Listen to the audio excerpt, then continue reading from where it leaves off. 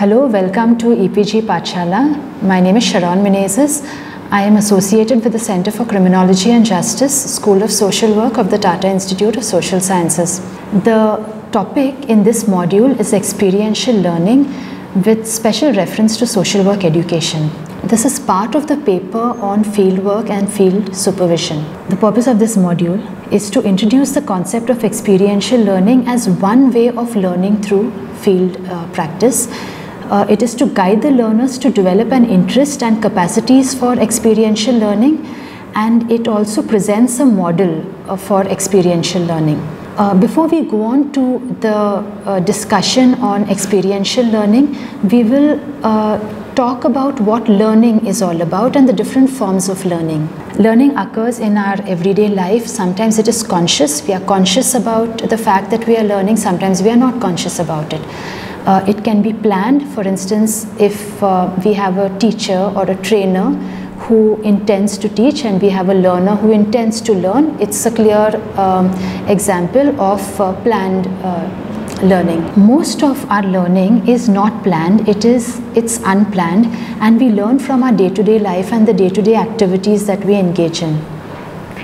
So for instance, we learn about travel routes, we learn how to travel from college to home, we learn about our community customs, we learn about relationships, we learn about conflicts, we learn about disputes, we learn about the country's political situation. And from the learning that takes place, we also learn to do certain things. So for instance, we may learn from our learning about relationships, we may learn how to maintain relationships. From our learning about travel routes, we may learn how to travel in a new city or in a new town. And as John Dewey would say, all learning is rooted in experience. There are different spaces where learning can happen. Learning can happen at home, it can happen on the streets, it can happen in the classroom, it can happen at field work, it can happen through formal training courses. When we talk about experiential learning, we are talking about learning that happens in these different spaces. There is no one kind of learning that is more important or more significant than the other kind of learning, and we have to accept that learning in different spaces, in different forms is important, and so we need to be open to learning as student learners. So what is experience? Okay. For every experience, we need to have some kind of exposure, we need to have some kind of activity. So an activity could be anything, it could be observation, it could be thinking, it could be reading a book, it could be having an argument with a friend, it could be watching a movie, it could be just about anything.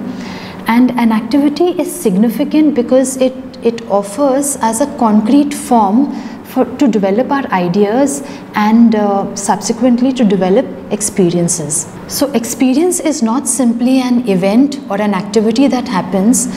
The difference between an activity and an experience is that an experience happens when we associate some kind of meaning, some kind of thought to an event or to an activity. John Dewey suggests that experience refers to individual's interaction with his or her external environment.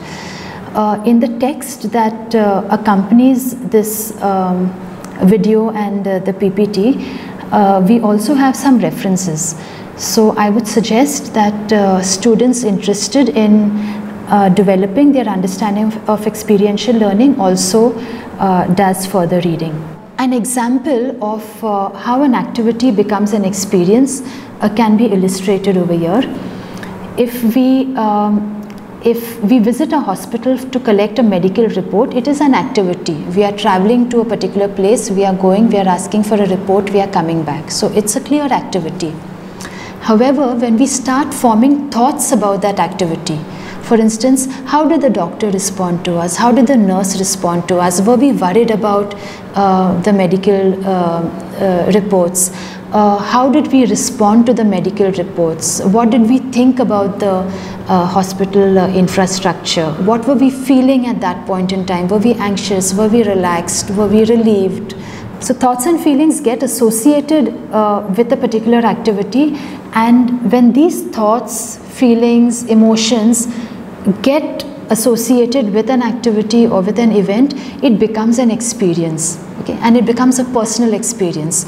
So my personal experience in a hospital visit would be very different from another person's experience during a hospital visit.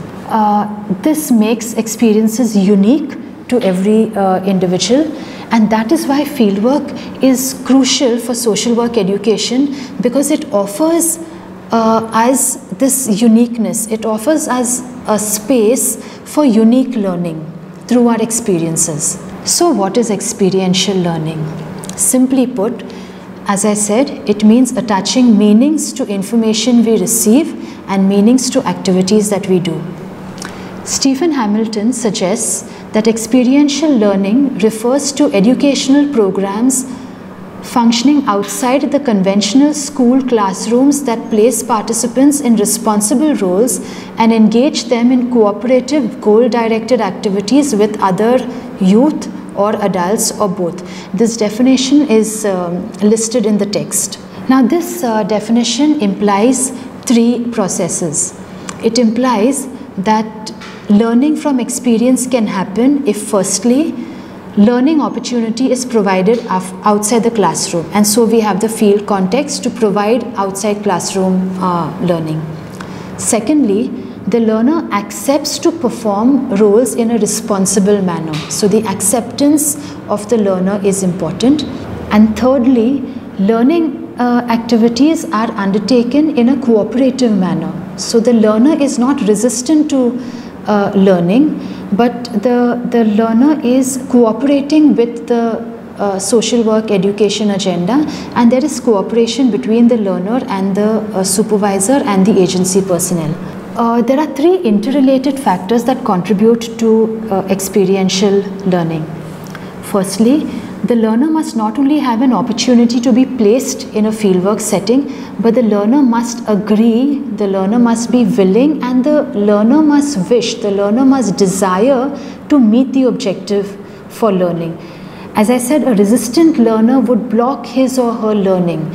So if there is a student who is resistant to learn for whatever reason, the student may not want to be in that particular fieldwork agency, the student may not like the social workers, the student may not like to work with the clients. So whatever the source of resistance, it is very important for the student social worker to communicate the source of this resistance with the fieldwork supervisor, so that together they can work together to reduce this resistance or to negate it over time. Secondly, the learner must be open to learning. Only then will the learner be able to optimally make use of the fieldwork experience.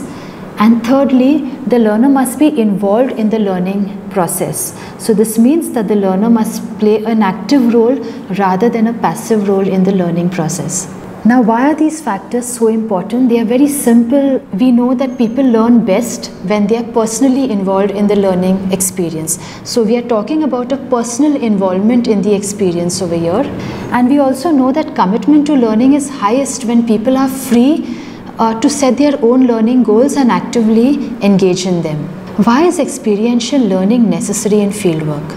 Experiential learning is necessary to help us to develop our knowledge. So on the one hand, we have classroom knowledge that is helping us, and on the other hand, we have fieldwork experience that is helping us to build on our knowledge. Knowledge includes information that we discover about the world in general, and in particular the social, economic, political and cultural context of the people we work with and their challenges. It also includes knowledge about ourselves and knowledge about how people address their problems. Experiential learning is necessary for developing skills of a social worker, skills for social work. Skills include verbal and non-verbal skills while engaging with people during fieldwork. They also include analytical and reflective skills, which will help us to develop our knowledge base in social work and also to help us develop our skills, of course. we need skills, developing skills and developing knowledge go hand in hand. So if our knowledge base is developed, then it helps us to develop skills for field practice. Developing skills is required at different levels. We need skills to work with individuals, we need skills to work with groups, to work with welfare administrations, and to work with communities. I would like to add that developing skills to work with people is a complex task. It is not easy, and we expect difficulties. So we must remember, again, we have to share our experiences with our fieldwork supervisor and our field contacts, because then we can work together towards developing our skills.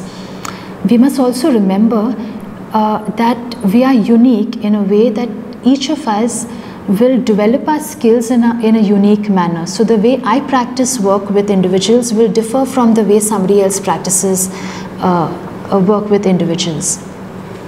This uniqueness comes from our experiential learning. So I may realize through my experience that I am good at working with certain client groups and I am not very comfortable working with some other client groups. Now, if this is what my experience tells me, then I'm in a position to develop my skills, to strengthen my skills in areas that I'm not comfortable with. This is the reason why we need to reflect. I cannot speak enough about the need to reflect and critically analyze our fieldwork experiences. Okay, so experiential learning is also necessary for developing attitudes. Attitudes are required through an interactive learning process, and we develop certain attitudes for empathetic intervention. To develop attitudes that support social work values and principles, we require minimally and importantly three things.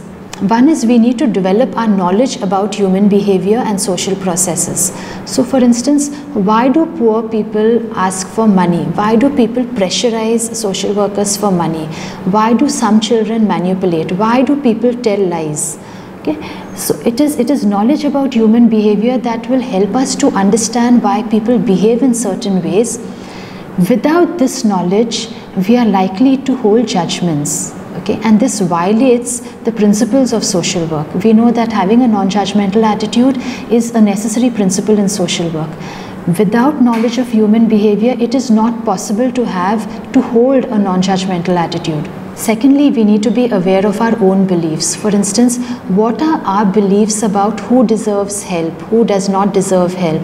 What are our beliefs about abortion? What are our beliefs about teenage pregnancies? What are our beliefs?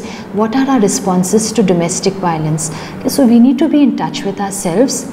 And lastly, we need to be open to accept different points of view. Attitude building is extremely important in social work in general and in experiential learning in particular. Experiential learning is necessary to help us to develop a perspective. A perspective refers to the way we view our world. So the knowledge that we have about the world around us helps us to develop a perspective. The perspective in turn helps us, it guides our actions. We develop a perspective through reading or listening to other people's perspective, and also checking perspectives in the field, and somewhere we are also able to link the knowledge that we have with a perspective that we have about a particular situation and the actions that we take in the field. Key processes in perspective building are our interaction with the knowledge that we gain, reflection and discussion about what perspective best explains the situations of the people that we work with, how a perspective guides action, and subsequently how a perspective will help the people that we work with. So the perspective that I hold about, for instance, rehabilitation will determine the kind of intervention plan that I have for the people that I work with. The reason why I keep talking about the need to share our attitudes, our prejudices, our difficulties with our teachers and our field supervisors is because we need to have an open learning relationship with the people who are supporting us in our learning.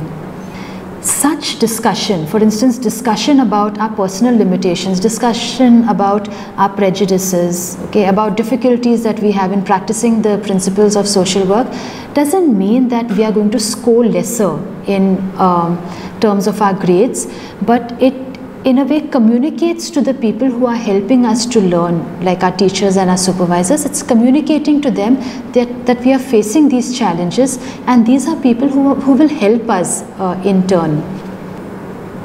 We must remember that we have to uphold the values and the principles of social work at the end of the day, and that is why such kind of discussion is important. If we look at the figure, we have on the screen Kolb's experiential learning model, where we have 4 factors which are connected towards experiential learning. Concrete experiences refer to our personal experiences that mostly come from engagement in certain activity and the feedback that we receive, and these experiences need to be followed by observation and reflection. Abstract conceptualization is facilitated when we think for ourselves, when we read about theory, when we discuss theory, when we ask practice-based questions rather than hypothetical ones. So for instance, we may arrive at certain conceptualizations about rehabilitation based on our experiences, based on our subsequent reflections, based on our experiences of intervention, and what other people also think about rehabilitation. Our conceptualizations guide our knowledge and our skills. What does experiential learning require? Experiential learning requires engagement with the field. Having a clear set of tasks helps us to engage with the field. However, we need to accept that not every fieldwork agency is able to offer a clear set of tasks. Sometimes we enter the field and we are not really sure about what we ought to be doing in the field, or we enter a field with an objective, but we realize that we cannot implement our plans in field practice.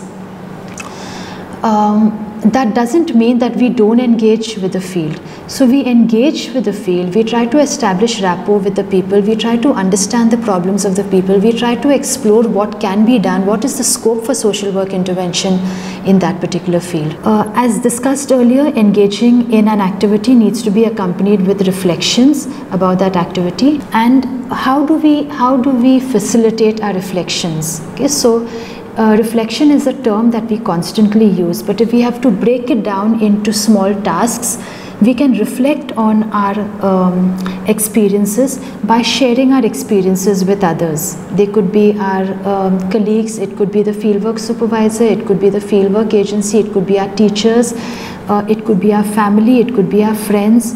Okay. So when we articulate, when we share our experiences, somewhere we are looking back and making sense of that entire experience. So when we articulate, when we share our experiences, somewhere we are looking back and making sense of that entire experience. We evaluate the feedback that we are given when we share these experiences. In this process of engaging in the field, that is when we are sharing our experiences, when we are getting feedback about what we could have done, or when we are receiving suggestions, we can use this learning and apply it to future learning situations. So if we come across a difficult situation, we may not be able to address it at that point in time, but when we do the sharing, we are likely to get new ideas and we can implement the ideas in future. Experiential learning requires intrinsic motivation to learn. Rewards, grades alone cannot optimally increase our learning. So we can learn from experience only if we wish to do so, if we want to learn and we see value in that learning. In the absence of this desire to learn, our fieldwork will continue to remain an activity. It will be an activity and we are likely to learn only the bare minimum. As Coleman said, I will quote Coleman, it is there in your text. Coleman said, the will to learn in an experiential learning situation flows from the learner's response to the situation and not from externally imposed rewards or sanctions. Experiential learning requires interaction. Interaction with others is very important. Experiential learning can happen alone. So for instance, when thinking, when reflecting, when writing, okay, I'm also learning through that process, or it can happen in social interactions. Now, sharing and exchanging of views is very important because it not only opens one's mind to other people's perspective, but it also helps us to decide if we agree with others, if we disagree with others, where are we not comfortable with other people's perspectives and approaches to work. So in the process, we are becoming more aware of ourselves. The text of this module presents an exercise that students could undertake in order to facilitate experiential learning. It lists certain questions. So for instance, one question is, how do I approach a problem situation? What is the problem situation that I encountered today? So the student learner is expected to list the problems and also reflect on how the problem situation was approached. So for instance, if there was a problem situation where a client was in an intoxicated state, okay, the student can reflect back on how really, what did the experience do to the student? What was the student's approach? Did the student decide to terminate contact with the client? Did the student decide to continuously engage with the client? Did the student decide to take the client to his or her family and have a talk with the family? Did the student decide to contact a detox center? Did the student decide to contact the employer? What was the student's approach? This approach can be shared with other people to identify to what extent was this approach suitable in a particular situation, and what are the other approaches that could also have been adopted in that particular situation. The student can ask himself or herself how he or she could approach a situation differently. What are the different ways other people would approach a situation, and what are the field experiences that are shaping the student. It's important for us to always ask this question: how is the field experience shaping me? Okay, is it making me stronger? Is it putting me down? Is it making me depressed? Is it making me feel diffident? Is it making me confident? Okay. At the end of the day, we are here as social workers. We want to develop our skills, and the field is shaping us in different ways. So we need to be aware about how the field is shaping us. There was a situation of where students were placed in a community, and they would very often encounter situations where they had to face eve teasing. So there were the community youth, male youth, who would engage in eve teasing. Now the students were finding this very difficult to handle, and in the process they were deciding not to go to certain communities, not to go to certain fieldwork areas, and to spend time in the office. In consultation with the fieldwork supervisor, it was realized that the student in the process was closing certain fieldwork opportunities to herself.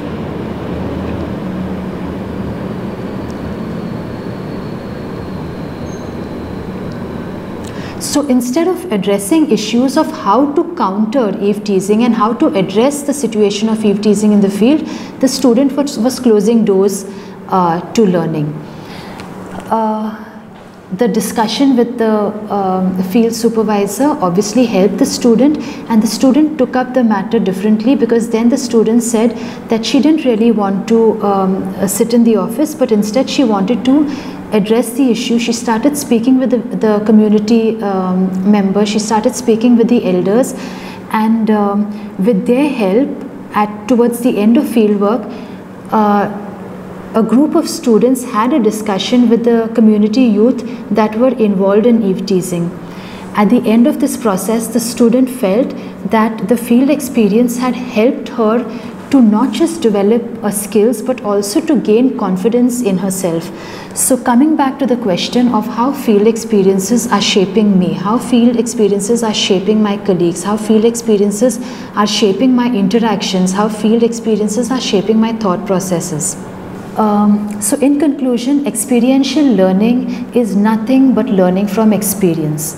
And what is experience? Experience is when we attach a meaning, when we attach thoughts, when we attach feelings to certain activities, certain events, certain processes. The key processes in experiential learning, or the key words in experiential learning, are doing, thinking, interacting with others, engaging with others, discovering knowledge, discovering new ideas, discovering new strategies, discovering new approaches, learning, of course, assessing, applying the knowledge, the skills, the experiences that we have, experimenting the ideas in a responsible way and in consultation with our field supervisors, and critical reflection.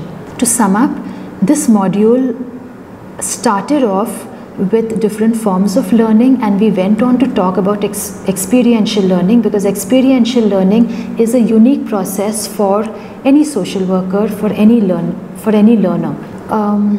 We went on to talk about why experiential learning is necessary in fieldwork, and at the end, all I would say is that there can be learning, and if we want to optimally learn, it has to be from our experience. If we want to take ownership for that learning, experiential learning is necessary. There is a text that accompanies this video recording and this PPT. Students are advised to read the text because it offers more details about experiential learning. And at the end of the text, there are a few references. So students who want to read more on the topic can also, do further reading of on the basis of those references. At the end of the content, there is a list of references, and students are advised to go through the references, to read the references, and discuss with their supervisors what they have learned from their reading. I hope this module has been useful.